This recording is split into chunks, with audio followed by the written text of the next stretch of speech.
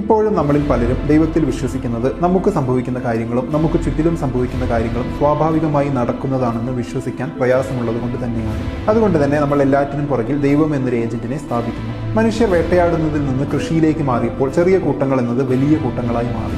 ചെറിയ കൂട്ടങ്ങളിൽ ഒരാൾ തെറ്റ് ചെയ്താൽ അയാളെ കണ്ടുപിടിച്ച് ശിക്ഷിക്കുന്നത് വളരെ എളുപ്പമാണ്. എന്നാൽ വലിയ കൂട്ടങ്ങളിൽ അത് സാധ്യമല്ല. അതുകൊണ്ട് സമൂഹത്തിന്റെ നിയമങ്ങൾക്കനുസരിച്ച് പ്രവർത്തിക്കാത്തവരെ ദൈവം നിരീക്ഷിക്കുന്നുണ്ടെന്നും അവർക്ക് ശിക്ഷ നൽകുമെന്നും വിശ്വസിച്ച കൂട്ടങ്ങൾക്ക് ആളുകളെ നിയന്ത്രിക്കുന്നത് എളുപ്പമാവുകയും അത്തരം സംസ്കാരങ്ങൾ കൂടുതൽ അതിജീവിക്കുകയും അവരുടെ ഈ ഓർഗനൈസ്ഡ് മതം എന്ന വിശ്വാസം വ്യാപിക്കുകയും അത് സർവ്വസാധാരണമാവുകയും ചെയ്തു. ഇപ്പോൾ പഠനങ്ങൾ വളരെ കൃത്യമായി സൂചിപ്പിക്കുന്നത് വികസിത രാജ്യങ്ങളിൽ അവികസിത രാജ്യങ്ങളെ അപേക്ഷിച്ച് മതവിശ്വാസം വളരെ കുറവാണെന്നതാണ്. ഏറ്റവും ഉയർന്ന സ്റ്റാൻഡേർഡ് ഓഫ് ലൈഫുള്ള രാജ്യങ്ങളിൽ ഒന്നായ ജപ്പാനിൽ വെറും 4% ആളുകളാണ് മതത്തിൽ വിശ്വസിക്കുന്നത്. അതേപോലെ വെസ്റ്റേൺ യൂറോപ്യൻ രാജ്യങ്ങളിൽ മതവിശ്വാസികളുടെ എണ്ണം താരതമ്യേന കുറവാണ്. ഇതിന്റെ കാരണം ഈ രാജ്യങ്ങളിൽ പൗരന്മാർക്ക് ഒരു പ്രശ്നമുണ്ടാകുമ്പോൾ സഹായിക്കാൻ ഗവൺമെന്റ് ഉണ്ടാകുമെന്നൊരു വിശ്വാസമാണ്. ജീവിതത്തിലെ ക്രൈസിസ് നേരിടാൻ സിസ്റ്റം സപ്പോർട്ട് ചെയ്യില്ല എന്ന ചിന്തയുണ്ടാകുമ്പോൾ സ്വാഭാവികമായി ഫേക്ക് ആണെങ്കിലും അമാനുഷിക ഏജന്റുകളിൽ വിശ്വസിക്കാനുള്ള ടെൻഡൻസി മനുഷ്യനുണ്ട്.